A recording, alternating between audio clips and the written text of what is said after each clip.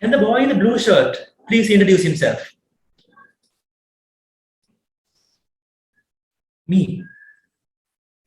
Toastmaster of the day, ladies and gentlemen. For a really long time, that was my reaction when someone called me up and told me to introduce myself. When I was small, when my teachers asked me to tell more about myself, what I told them was my name, my age, where I'm from, what school I went to. And I used this same template for quite some time until I realized how ineffective it is. After A levels, when I started working, I met a lot of new people and I didn't really get a chance to bond with them. And something that I realized was they never really remembered me.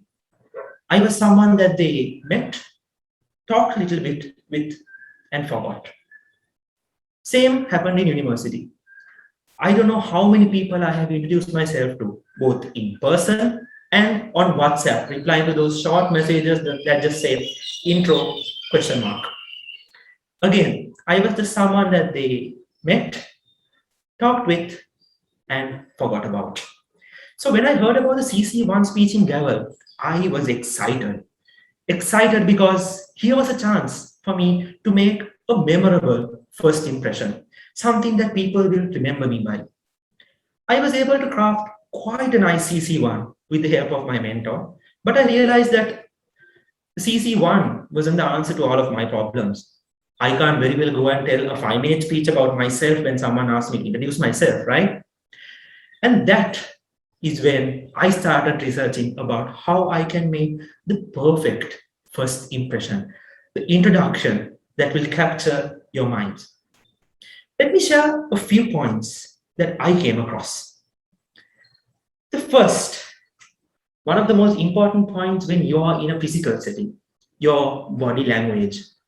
A nice, confident smile, really good eye contact, a nice, firm handshake, and most importantly, how you hold yourself. Let me demonstrate. If you see someone who's nervously fidgeting, hunched, not making eye contact, swaying rapidly from side to side, you would take a very good guess that this person is nervous to talk to people, is nervous to move with people, and more than that, he doesn't care about the fact that the entire room is picking up on his demeanor as well.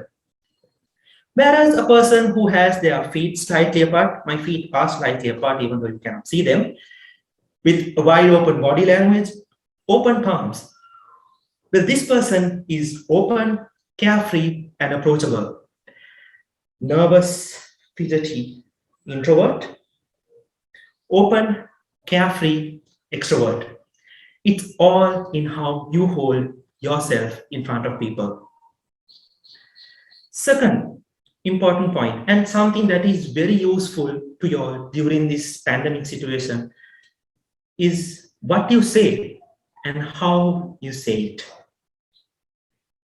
If I asked one of you to introduce yourself right now, like we do in Plenty, how would you go about it? Hi, my name is Dasitha. I'm 23 years old. I'm a second year undergraduate at the University of Colombo Faculty of Science, and I'm from Malawi. Sufficient, right? It tells all of you guys what you need to know about me. It saves me from that embarrassing situation where I don't know what I could say about myself. It's a win-win situation, yeah? But what happens when more and more people start introducing themselves? They're going to follow the same template. It's going to be name, age, where they live, faculty of study, and year of study in varying order. This is going to go on and on and on until the audience gets muddled with who is who, where is this person from, where is that person from. Me, the person who's asking to introduce herself, I also get muddled. And we'll probably end up calling some person some other person's name and will end up hurting a lot of feelings. So, how can you set yourself apart from the rest?